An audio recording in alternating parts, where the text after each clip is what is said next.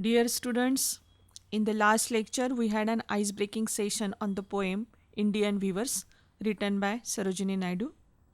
Today we shall see the critical appreciation of this poem.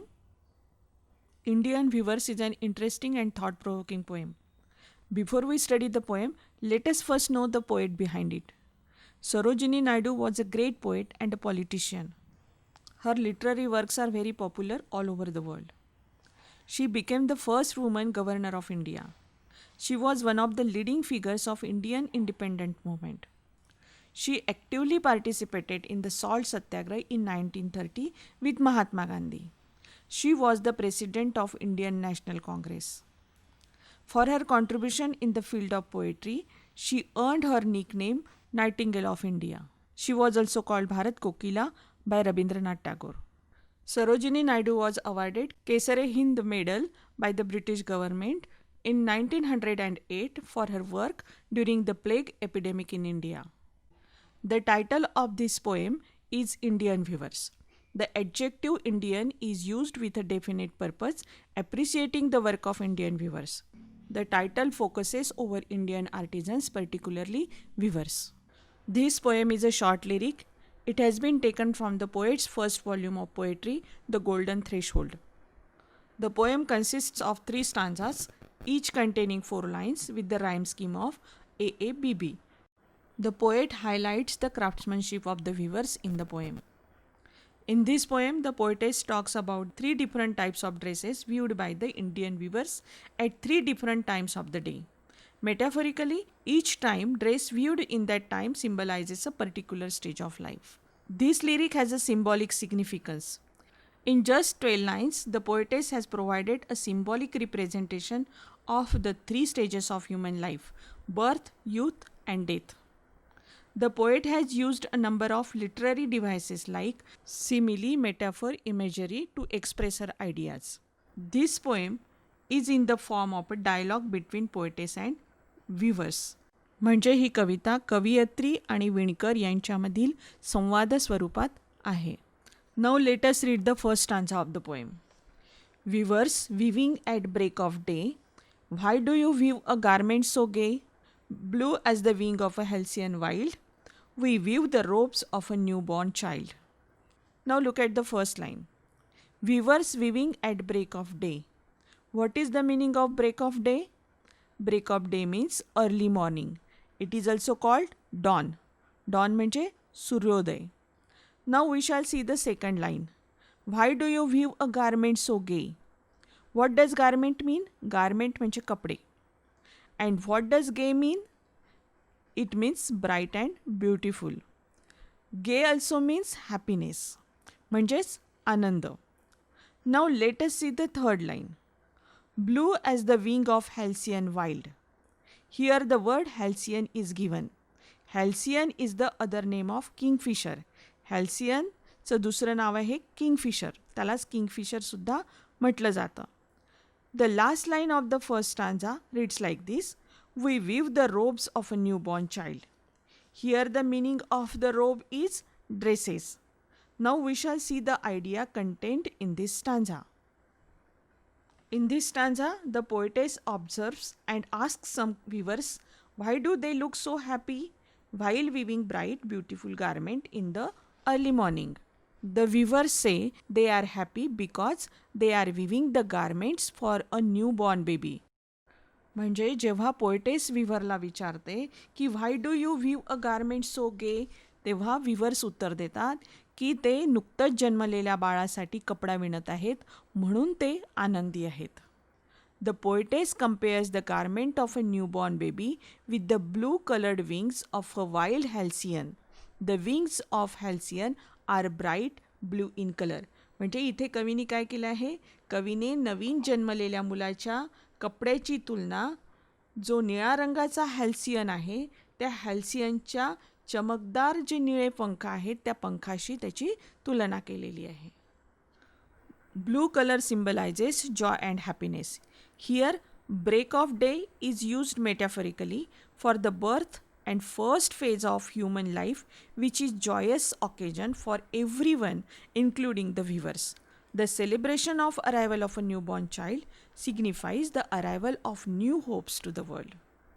म्हणजे नुकत्याच जन्मलेल्या बाळाचं जे आगमन आहे आणि त्याचं जे सेलिब्रेशन आहे ते काय सिग्निफाय करतं? The arrival of new hopes to the world. Now let us read the second stanza. Weavers weaving at fall of night. Why do you weave a garment so bright? Like the plumes of a peacock, purple and green, we weave the marriage veils of a queen. Look at the first line. Weavers weaving at fall of night. What does fall of night mean? Here it means evening, dusk time or sunset म्हणजे सूर्यास्त, संध्याकाळ. Let us read the second line. Why do you weave a garment so bright? Garment म्हणजे कपडे आणि bright म्हणजे चमकदार, तेजस्वी. Now let us see the third line. Like the plumes of peacock, purple and green. Peacock म्हणजे मोर, purple म्हणजे जांभळा रंग. And what is the meaning of plumes? Plumes म्हणजे सॉफ्ट फेदर्स, फेदर्स म्हणजे पंख. Now see the last line. We weave the marriage veils of a queen. What is the meaning of veil? It means बुरखा, घुंगट, आवरण. नवरी डोक्यावर लग्नामध्ये जे घेते त्याला इंग्लिशमध्ये व्हेल असं म्हणतात. Now let us see the meaning of this stanza. In the evening the poetess again meets the weavers and asks them, why do you weave a garment so bright like the plumes of a peacock, purple and green? It means she asks, why are they weaving attractive garments in purple and green colors like the plumes of the peacock? To which the weavers respond, they are weaving the bridal veils of a queen, so it is fresh and bright.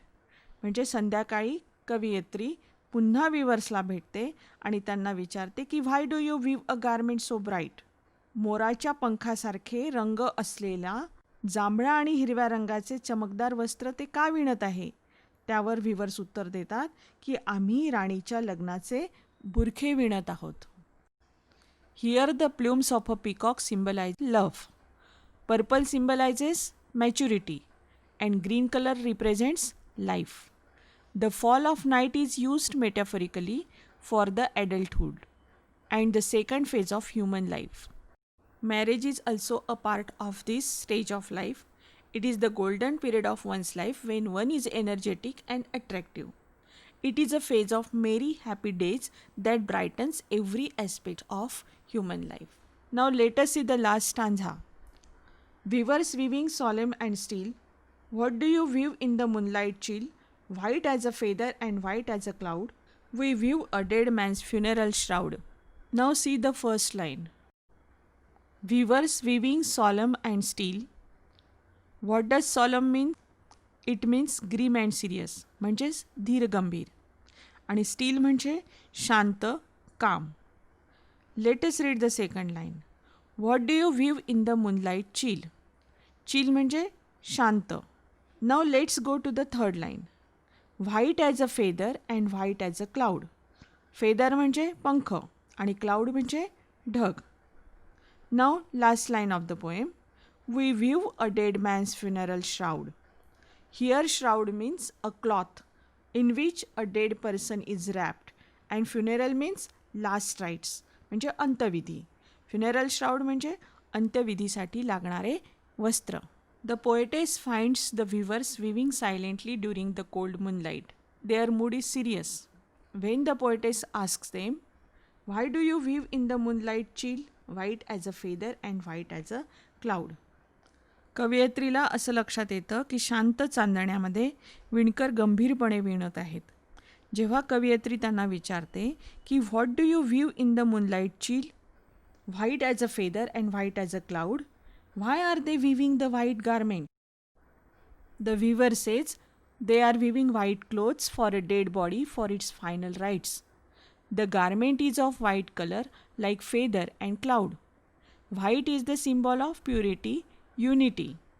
It clearly indicates the old age of life. Here the phrase cold moonlight is metaphorically used to indicate the third and final phase of human life. That is death, which is eternal truth. Thus, in this admirable lyric, The poetess has traced human life through the three most important stages, which are birth, marriage, and death.